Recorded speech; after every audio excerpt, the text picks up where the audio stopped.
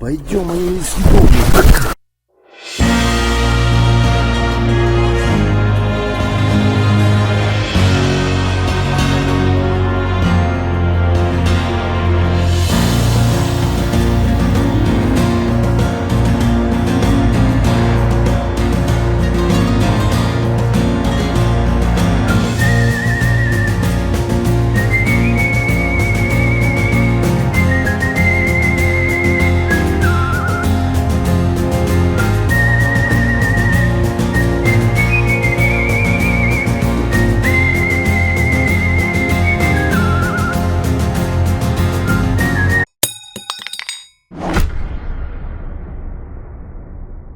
Всем привет, уважаемые зрители моего канала, с вами снова Solid, и, как говорится, лето в самом разгаре. Клещи уже свое насосали, все взяли отпуск, поехали кто куда, основная часть населения сидит в стране, ходит по походам, в леса, не приводи Господь трекинговые маршруты, бесполезная трата калорий. И я тоже проложил свой трекинговый маршрут до магазина и приобрел вот это. То, что зарубежные вкусняхи меня, честно говоря, достали. Вот это все вот их западное, я не могу достать уже их. Поэтому у нас сегодня на обзоре вот такой небольшой наборчик нашей отечественной народной еды. Почему народной? Все просто. Любому дальнобойщику это будет интересно. Если ты походник, то тоже пригодится. И если вы перемещаетесь по стране на поезде, то тоже вместо доширака, я думаю, что это подойдет гораздо лучше. Единственный момент — это какой-то неадекватный ценник на все. Цены будут писаться отдельно вот здесь, поэтому следите за этим внимательно. Ставьте лайк, подписывайтесь на канал и обязательно подписывайтесь на Бусти. Ссылочка будет, естественно, в описании. Ценники здесь. Или здесь. Да какая разница? Ты что меня... Также стоит отметить, что ни одного из этих блюд я ни разу в жизни не пробовал, потому что это новейшее изобретение нашей страны. Допустим, говядина тушеная, пожалуй, самая дорогая тушенка. Вот ценник, бренд называется интересно, поедем. Следующее блюдо для обжора — плов узбекский с говядиной. Также есть соте со свининой. Вот в это только вслушайтесь. Каша по-купечески с курицей.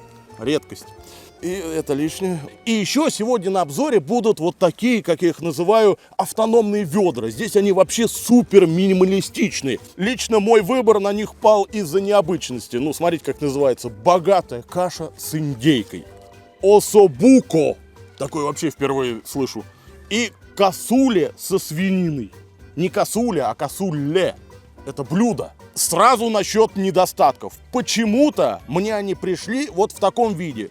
Кто-то вот в такой упаковке, а внутри обычный пакет, да, а эти не запакованы. Здесь то же самое. Вот такой упаковки нет, куда-то она потерялась, и они дошли в таком виде. И еще один немаловажный момент. Видите, вот это место? Тут же грязь. Такое ощущение, что один из пакетов разгерметизировался. Это плохо. Так, сейчас. Ребята, одну секунду, у меня тут сюрприз-доставка в самом разгаре, курьер только что звонил. Жена даже и не догадывается, какой ее ждет дома роскошный букет. Ну, теперь догадалась.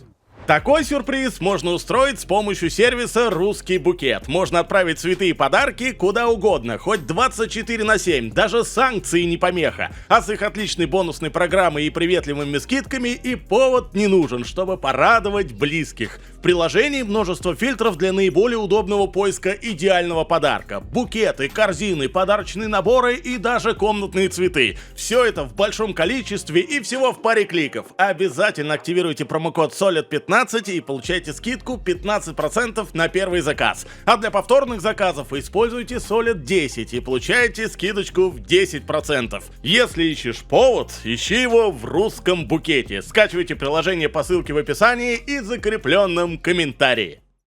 Ну это уже невозможно. Невозможно, ребят, терпеть. Давайте переходить к трапезе. Так, первый пошел, и давайте начнем с плохого. Все, что нам мог предложить производитель, это вот такую хлипкую картонную тарелку, вилку, пусть даже хорошую, она реально не ломается, и салфетку. Все. Я-то думал, в этом ведре есть беспламенный разогреватель, зубочистка, какие-то дополнительные специи для привкуса. Ничего не положили. Это безобразие. Это возмутительно! Но не беда. Это же еда, здесь 300 грамм, причем богатой кашей. И то самое редкое чувство, когда картинка на упаковке и название полностью совпадает с тем, что мы сейчас видим. Обратите внимание на количество мяса, на его цвет. Как это все аппетитно выглядит. Огромное количество моркови, причем отмечу свежий, и минимальное количество масла, жира, вот всего того, что я не очень люблю в обычных пайках. Давайте попробуем.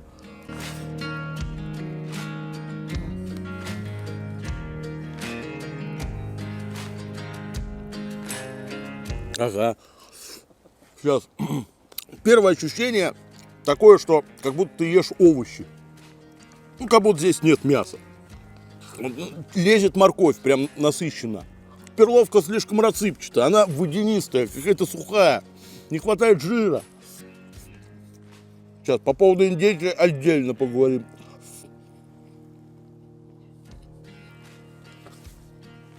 Меня шапку задавило. Челюсть работает, ее надо разжевать все. Кусков мяса вроде как было много, но они куда-то исчезли. Вот почему вы сюда не положили соль? Она же не соленая ни хрена.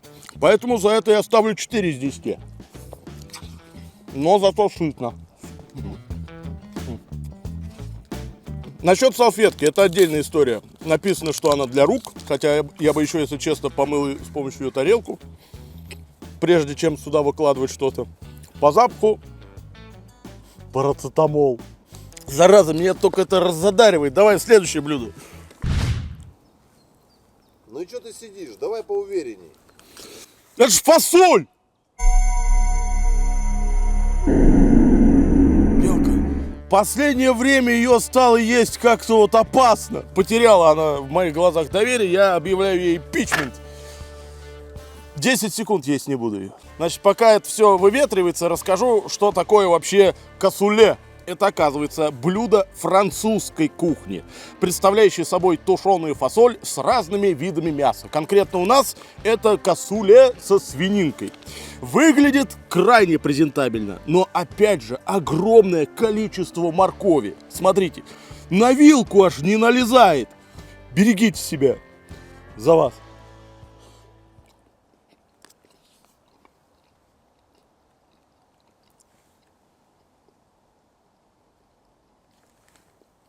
Пошло не так.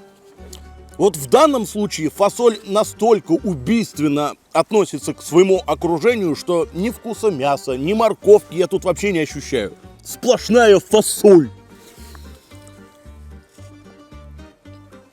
Опять же, мгновенно заканчивается мясо. Вот все, его тут нет. Из хорошего, из-за того, что здесь свининка, у нас получилась фасоль с феноменальным количеством жира. То, что я люблю.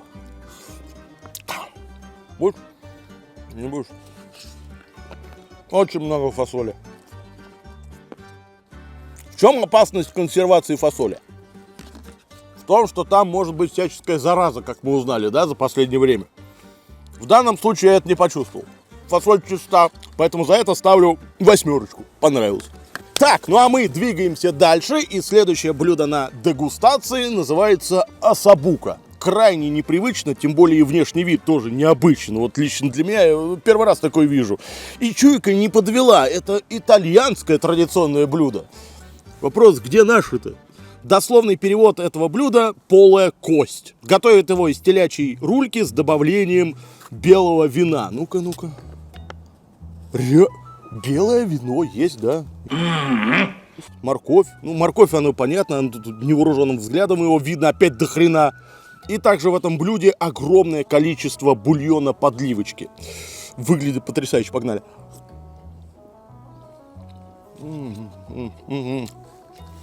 Во-первых, мясо топчик. Очень нежное. Со специями впервые полный порядок. Чувствуется соль, перец. Даже, сейчас, ну-ка.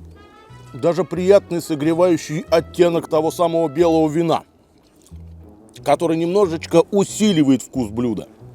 Берешь этот кусман мяса и начинаешь его купать в этом бульончике, пока он полностью не покроется вот таким тонким слоем. Погнали. Это божественно. Это невозможно остановиться. Погоди.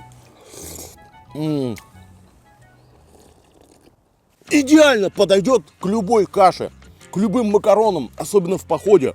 Просто вот в единый котелок с макаронами, допустим, это вываливаешь и кайфуешь. Ты не дашь никому, сам сожрешь. Да это да.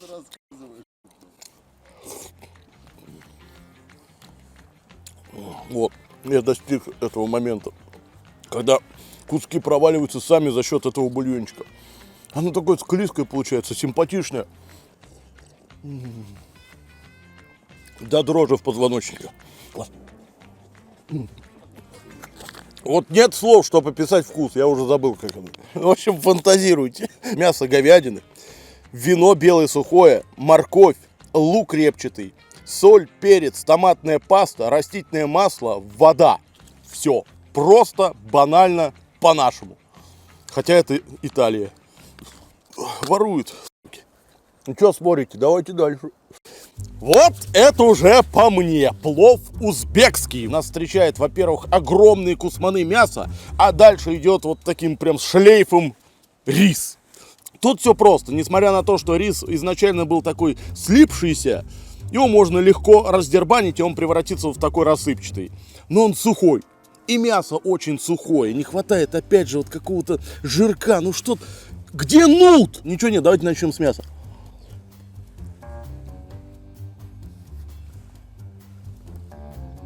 Блин, ну-ка еще раз. Мясо вкуснее, чем в свежеприготовленном плове. Почему? Потому что она долго находилась в этой среде, и она успела напитаться. Это потрясающе. Жесткое, но в меру. Волокнистое, но не застревает в зубах, и оно приятное. Ты его ешь и кайфуешь вот всеми вкусовыми сосочками на языке и не только.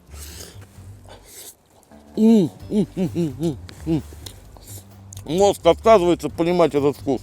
Берешь небольшой кусочек риса и вот так минут 10 можешь разжевывать. Это настолько питательное блюдо. Настолько... Его можно накормить сразу 3 человек. Да не тебя. Я никак не могу понять одного.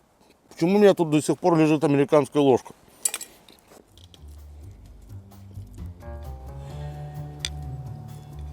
Не отвлекай меня, погоди. Домой ты сегодня не пойдешь. Зачем куда-то идти? Здесь ляжешь спать.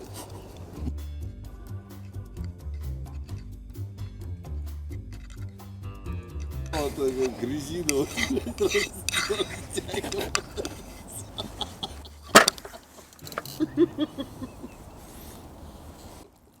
Это был аперитив. Из плюсов огромное количество мяса, но оно мгновенно опять же исчезает. Надо было бы его порубить на более маленькие кусочки и положить вот куда-нибудь на дно, чтобы их не сразу достал. Уже его нет больше, да? А потом ты, казалось бы, ешь скучный рис, но это же плов. Тут рис скучным не бывает. И вот здесь они превзошли сами себя. Вот это круто. Ставлю 9. Муа. Мой красавчик. Давайте двигаться дальше. Вот это я понимаю блюдо. Называется, знаете как? Сате. Нежнейшая кухня французской кухни. Способ приготовления прост. Птицу, либо рыбу быстро жарят на огне с помощью вот такого способа, когда подкидывают ее, знаете, вот быстро, оперативно. Там нужен профессионализм. И в этом и прикол. В принципе, по той же технологии обжариваются и овощи. И только мы смогли приготовить сате со свининой. Бедная хрюкала. Вы только вдумайтесь. Какое это сате? Вы представляете, сколько это мяса варили? Это же просто кусок тушенки. К нему прилагается все остальное. Это зеленая фасоль. Все вокруг что-то стали бояться ботулизма, а у меня ботулизм боится меня. И опять же, огромное количество морковки. Ну что это здесь сегодня морковный обзор какой-то, вы посмотрите. Кушай на здоровье, это очень полезно. Так, давайте все-таки начнем с мяса. Ну-ка. Первое, сладкое. Сладость дает морковь совместно вот с этой фасолью. Чувствуется сразу вот эта зелень овощная. Это сверху. И внутри то же самое.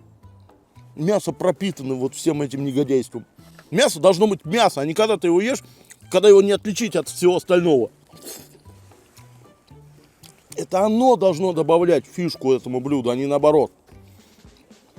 Ну да. Вот оно соте. На, Витя, жри. Я съем. Я съем, что, не вопрос. Зеленая фасоль полезна.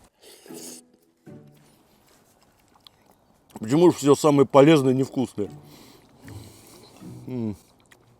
Сюда в майонеза бахнуть. И опять же, обратите внимание, сколько здесь воды.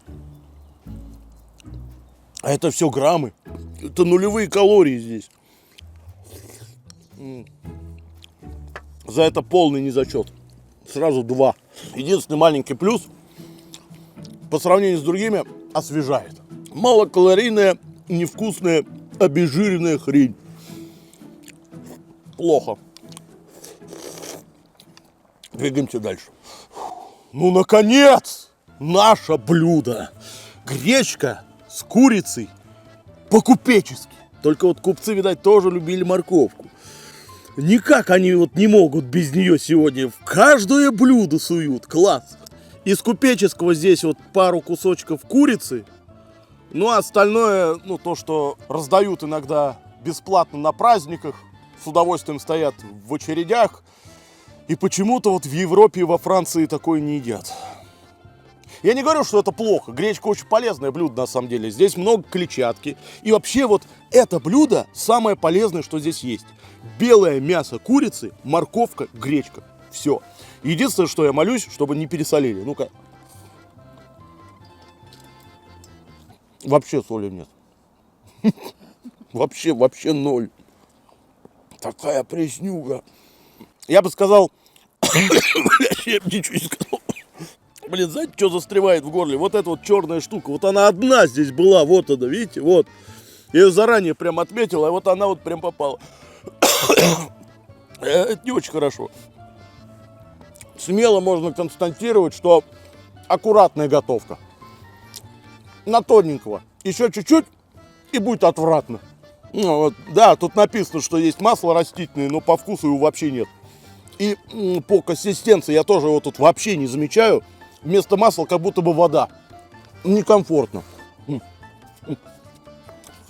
Блин, как же хочется есть, а? Самый же кайф в чем? Это можно есть в любом количестве, от этого не пополнеешь. Белое мясо, курица едят качки. Это же белок, это польза. Вдруг, как в сказке, скрипнула дверь. Все мне ясно стало теперь. Десятка, конечно, потому что наша.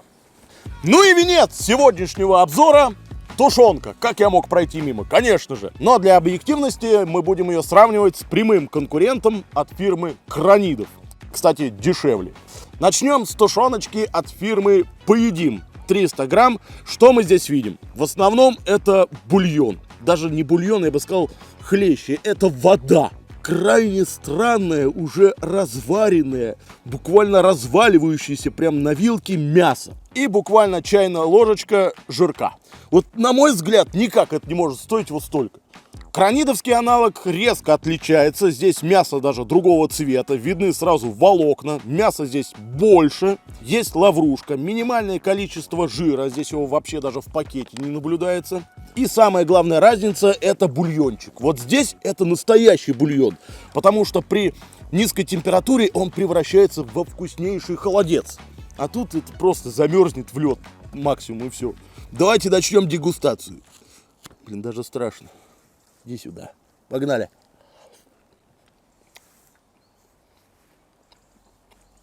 Из хорошего. Мясо мягкое, очень мягкое. Минимальное, опять же, количество соли. Я удивлен, почему сюда не положили морковь. Насчет жирка отдельная история, сейчас попробуем. Вот видите, нет, жир рассыпчатый. Ну, как гранулами такими идет. На языке прям шершавый. Но самое отвратное это вот этот кусок.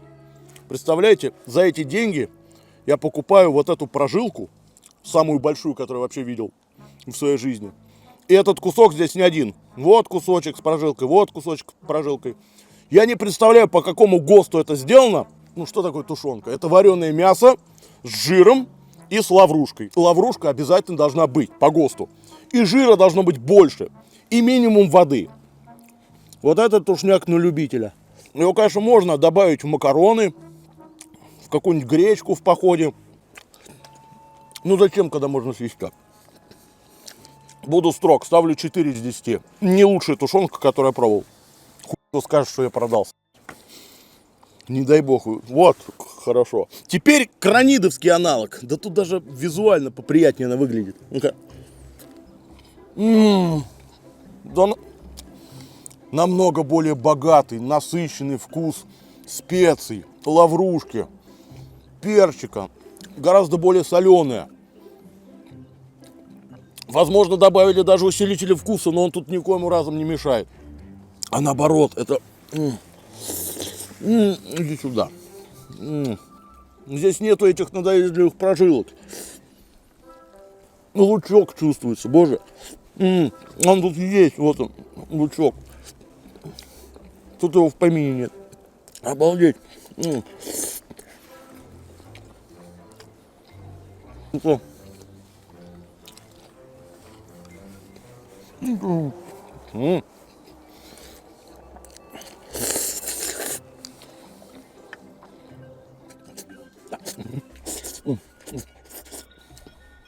Прям отдельное удовольствие. Сюда. Вот этому не хватает.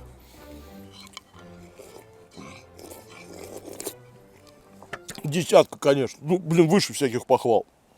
Да, учудили, конечно. Сделать такую тушенку за огромный ценник еще нужно суметь, а по остальным блюдам вопросов куда меньше. Они все недосолены, мало специй и немного пресные. Огромное количество моркови только портит все впечатление. Но из плюсов это большие порции, качественные ингредиенты, много мяса и необычные блюда. Также похвалю за крутой дизайн. Получилась полная противоположность общевойсковым пайкам. В солдатском РП много жира, мало мяса, куча специй, соли, иногда посредственное качество самих каш. Тут вроде как все норм, но преснюга невероятная, поэтому если будете брать, то не забудьте с собой взять перец и соль. Но лично я в поход бы такой не взял, тем более за такой ценник. Есть варианты и дешевле, и качественней. Вот, как-то так. Ребят, на этом пока что все. Всем большое спасибо за просмотры. Не забывайте про лайки, комментарии и подписку на канал. Напомню, что первыми смотрят мои видео подписчики на Бусти. Ссылочка есть в описании. Всем удачки, всем пока!